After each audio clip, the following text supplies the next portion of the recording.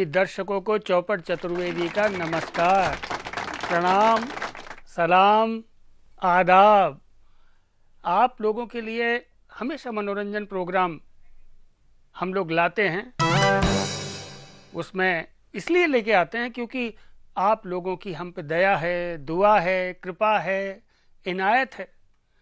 आज इसीलिए हम एक ऐसी शाश्वत समस्या के ऊपर प्रोग्राम लेकर के आए हैं जिसका नाम है शादी। जिंदगी में बहुत कम लोग होते हैं जो शादी से बच पाते हैं, यानी कि शादी करी भी जा सकती है, नहीं भी की जा सकती है, लेकिन जो नहीं करते वो भी पछताते हैं और जो कर लेते हैं वो भी पछताते हैं। अब आप जरा एक लालच ने शादी के बाद का इंटरव्यू भी देखिए। पहला दृश्य देखिए कि कोई नौजवान घोड़ी पर बैठा है और बैंड बज रहा है। उसे ये नहीं पता कि ये किसका बैंड बज रहा है और भविष्य में कितना बैंड बज रहा है। वो हस्बैंड होने जा रहा है, एक शहादत की तरफ बढ़ रहा है, शहीद होने की तरफ बढ़ रहा है। वो बड़ा हंस रहा है, खुश हो रहा है, लेकिन उसे पता नहीं कि भविष्य में क्या होना है। खैर साहब, शादी हो जाती है। एक इंटरव्यू लेने के लिए आता है उसके पास। वो कहता है, साहब शादी से पहले और शादी के बाद क्या परिवर्तन पाते हैं आप?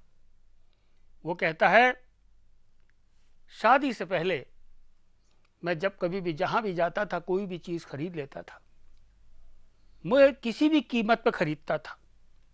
लेकिन शादी के बाद अब स्थिति ये हो गई है कि मुझे हर चीज के दाम मालूम करने पड़ते हैं। यानी कि दाल आटे का भाव मुझे अब मालूम हो रहा है। ये भी मालूम हो रहा है कि वास्तव में मैंने शादी क्यों की। उनकी पत्नी ने एक बार उनसे कह दिया, अरे तुमसे भी ज्यादा इंटेलिजेंट लड़के थे जिनसे मैं मेरे से शादी करना चाहते थे। वो कहते थे सचमुच इंटेलिजेंट ही थे वो, तभी उन्होंने शादी नहीं की तुमसे। ये अनुभव होते हैं। मैंने कहा कि आप ये बताइए कि आपके क्या घर में चलती नहीं है? बोले, साहब चतुर्वेदी जी, बड़े मामलों में तो मेरी चलती है, लेकिन छोटे मामलों में मेरी पत्नी की चलती है। मैंने कहा क्या क्या छोटे मामले क्या?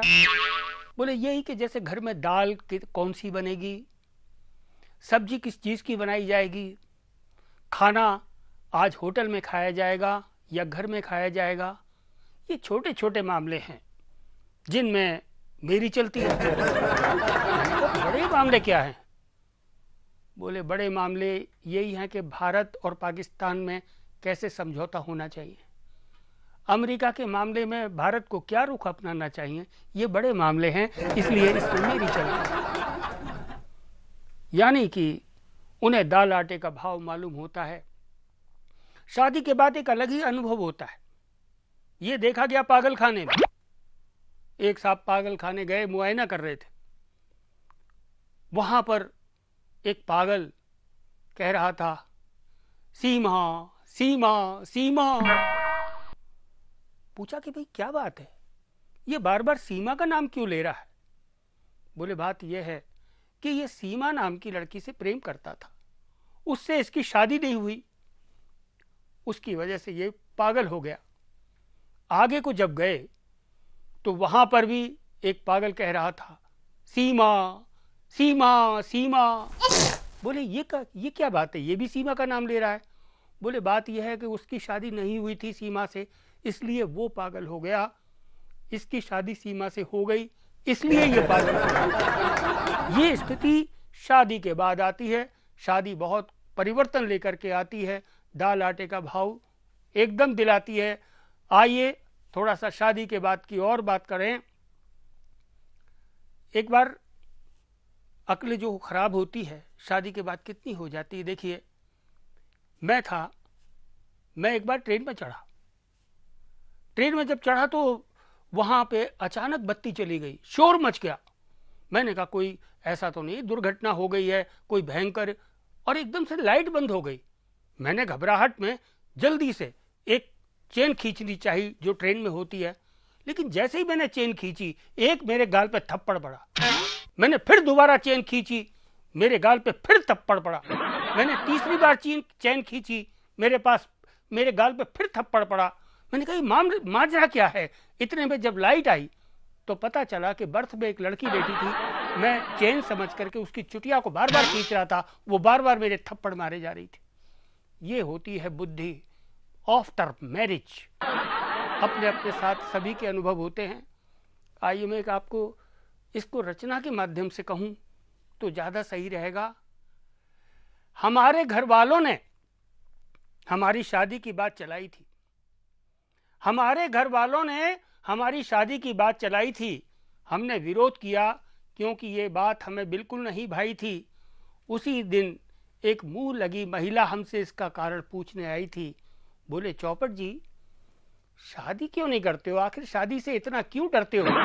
हमने कहा शादी की बात हमें बिल्कुल नहीं सुहाती है, क्योंकि शादी एक दुर्घटना है जिसमें आदमी ऊपर से तो साबुत नजर आता है लेकिन भीतर से चकनाचूर हो जाता है।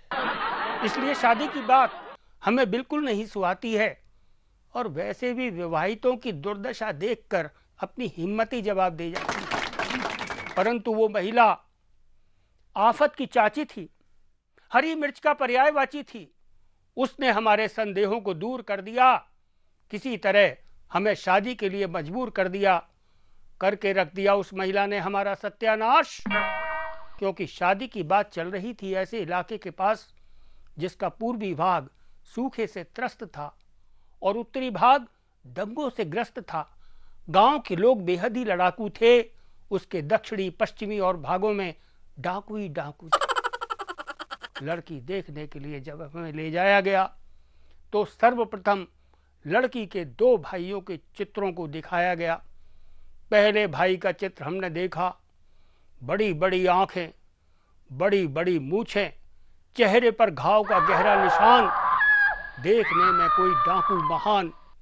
दूसरे भाई का भी चित्र था बेहद महान, जलेबी तलते हुए जैसे कोई पहलवान। बोले ये हलवाई है, लड़की का दूसरा भाई है। तत्पश्चात हमारे सामने लड़की को लाया गया, साथ ही साथ हमारे सामने एक मजबूत मेज को भी लगाया गया और ये बताया गया, चौपट जी आप पर यहाँ के लोगों को बेहद नाज है, परंतु क्या करें, हमारे यहाँ टीके से पूर्व लड़की द्वारा लड़के के साथ पंजा लड़ाने का रिवाज है। जब हमने पूछा इस बात का कारण तो उस पहलवान टाइप के भाई ने किया निवारण कि इससे विवाह उपरांत कोई विवादास्पद बात नहीं रह पाएगी, क्योंकि बात मनवाने की शर्त पर लड़की हमेशा पंजा लड़ाएगी। मुंह छुपाकर लड़की ने हमसे पंजा लड़ाया, मुंह छुपाकर लड़की ने हमसे पंजा लड़ाया। 2 पल में ही हमारे हाथ को धर दबाया। हमने सोचा रिश्ता टूटा, पीछा छूटा, परंतु लड़की की मां ने इस बात का नया अर्थ बताया। बोले रिश्ता उस समय टूट जाता है जब लड़की से लड़का मैदान मार जाता है। रिश्ता उस समय पक्का समझा जाता है जब लड़की से लड़का हार जाता है। उस दिन हमने आपको पूरी तरह संकट में घिरा पाया था, परंतु हमारे साथ वाले मित्र मिस्टर भारत केसरी ने हमें बचाया था। बोले बेचारे चौपट जी को तो हम केवल साथ लाए हैं, वास्तव में शादी करने के लिए तो हम आए हैं। लड़की को बुलाकर हमसे पंजा लड़वाइए, शादी की रस्म को और आगे बढ़वाइए। उस दिन हमने अपने आप को संकट में पूरी तरह घिरा पाया था। इस तरह से हमें मिस्टर भारत केसरी ने शादी की दुर्घटना से बचाया था। लेकिन मित्रों हम तो बच गए, परंतु एक बात तय है कि हर कोई नहीं बच पाता। शादी का जो पहलू है ये जीवन में जरूर आता है।